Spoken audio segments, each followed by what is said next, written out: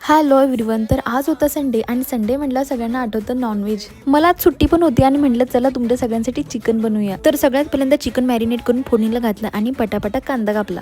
मसाल्यासाठी आपण कांदा, लसूण, खोबरं आणि कोथिंबीर घ्यायची. खोबरं आणि कांदा चांगलं लालसर तव्यावर भाजून घेतलं. तोपर्यंत तिथं चिकन छान शिजलं होतं. गावरान कोथिंबीरीला चांगलं खसाखसा धुवून सगळं भाजून घेतलं. भाजलेलं कांदा, खोबरं, लसूण आणि कोथिंबीर एकत्र करून त्याची छान पेस्ट करून घेतली. अयो पडलं.